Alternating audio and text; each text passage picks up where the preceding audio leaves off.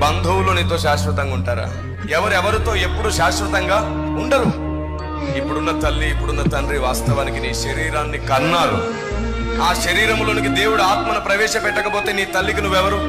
నీ తండ్రికి నువ్వెవరు? భూమి మీద ఏ తల్లైనా ఏ తండ్రి అయినా అందరూ ఆయన పిల్లలే.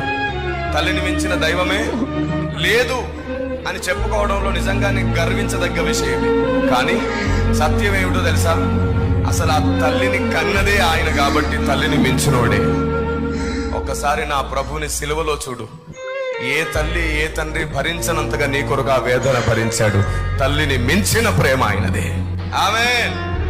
కంటికి రెప్పలా కాపాడుతున్నాడు. ఆయనను మర్చిపోయిన నీ దగ్గరికి దేవుడు పంపినటువంటి ఊర స్వార్థికుడు. ఆయనే మన నిజమైన తల్లి, నిజమైన తండ్రి అని నువ్వు ఎప్పుడు అర్థం చేసుకుంటావా అని ఆయన కన్నీళ్లతో ఎదురు చూస్తున్నాడు. చెయ్యి జాపి ఎదురు చూస్తున్నాడు.